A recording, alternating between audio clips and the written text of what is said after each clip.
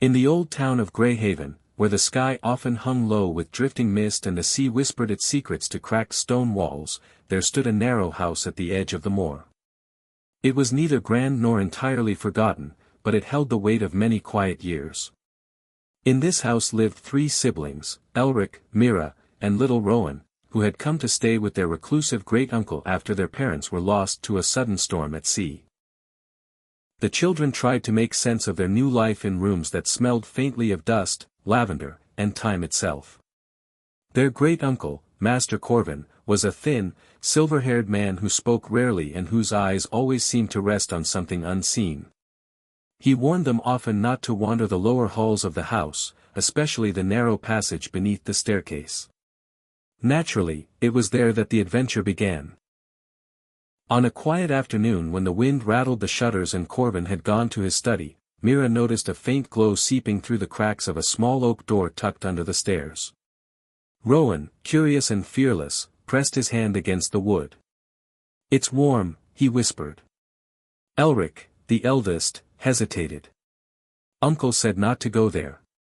"But he never said why," Mira replied, her eyes reflecting the strange silver light.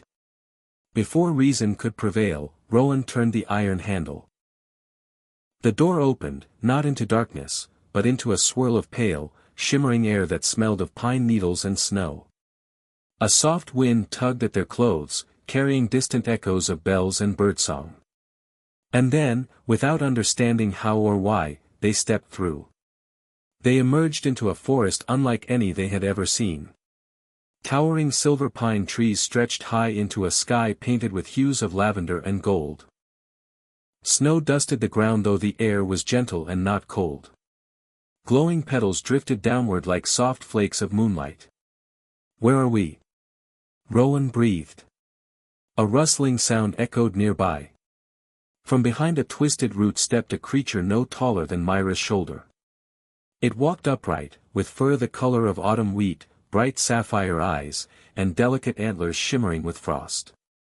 "I am Thistle," the creature said in a voice like wind through leaves. "Guardian sprig of the western glade. And you have crossed into the kingdom beyond the silver pines, the realm of Liora." Elric blinked. "You talk." Thistle tilted his head.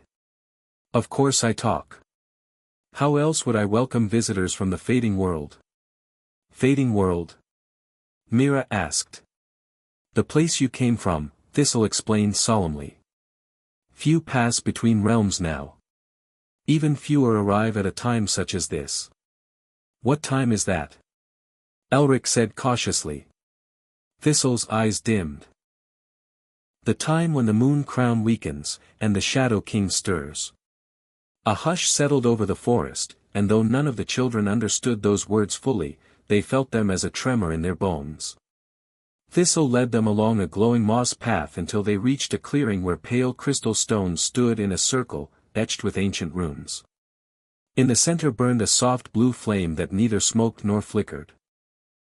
"Long ago," Thistle began, "Liora was ruled by Queen Elwyn, bearer of the moon crown, a relic that kept light and balance in our realm. But when she vanished, darkness crept from the forgotten valleys. The Shadow King seeks the crown, for with it, he may swallow both our world and yours." Mira's heart tightened. "What does this have to do with us?"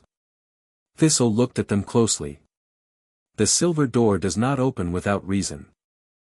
It is said that when 3 hearts from the fading world cross the veil, one will awaken the light within, another will guide, and the third will restore what was lost." Rowan's eyes widened. "Are we the 3? "Yes," Thistle said softly. "Whether you wish it or not, the realm has chosen you." Elric clenched his jaw. "We didn't ask for this." "Neither did Liora ask for its fall," Thistle replied. "But choice is not always the start of courage." As twilight painted the forest in silver hues, Thistle called forth a majestic stag with fur like moonlight and hooves that never bent the grass. Upon its back, the children rode deeper into Liora, crossing singing streams and fields of floating blossoms. They encountered creatures both wondrous and strange, foxes with wings of mist, owls that spoke in riddles, and stone giants frozen in sleeping poses, their eyes faintly glowing beneath moss.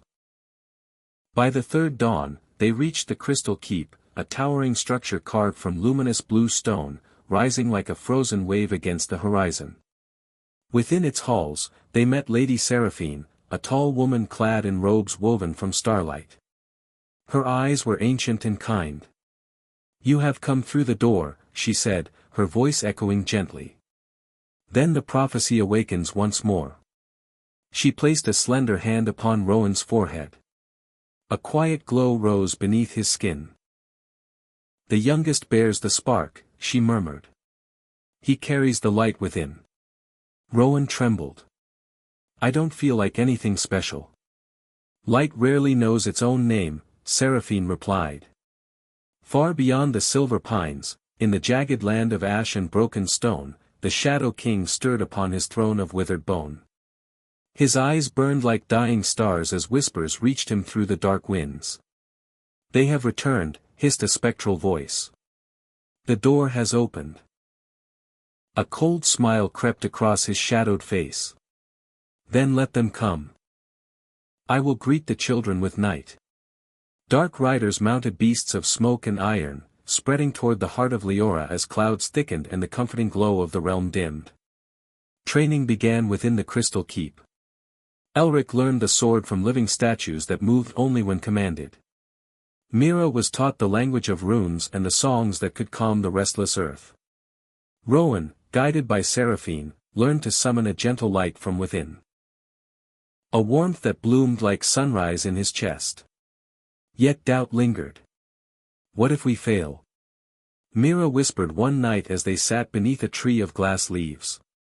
Elric looked out toward the shadowed horizon. "Then we fail trying. That's still more than standing still." Rowan held a small shard of moon crystal in his hand, watching it glow. "I just want everyone to be safe." And somehow, the crystal shone brighter. The Shadow King's forces swept across the northern fields, turning snow to ash and song to silence. Creatures of light gathered under banners woven from dawn itself. Beneath a sky split between gold and black, the final stand began.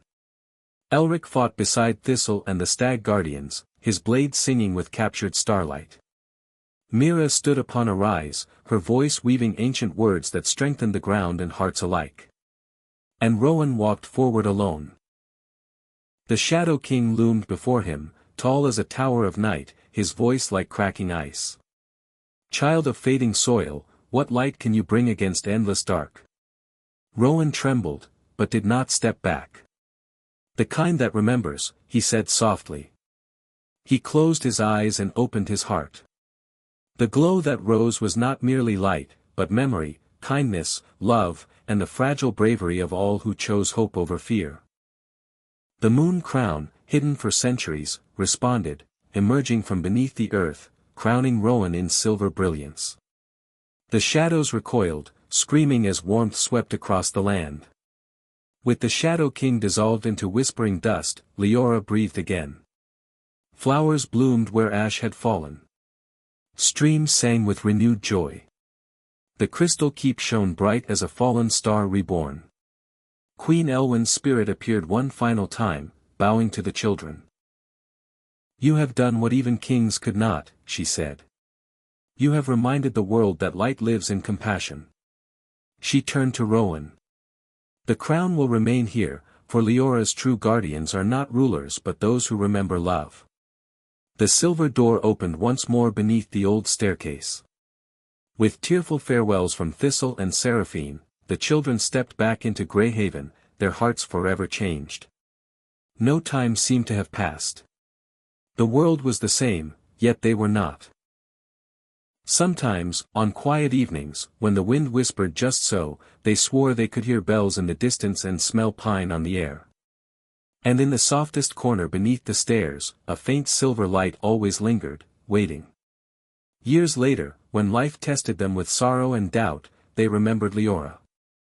They remembered the courage they had found, the friendship forged in fear, and the magic that lived not only in hidden realms, but in ordinary hearts. For every world has its silver door. And every soul carries its own quiet crown of light.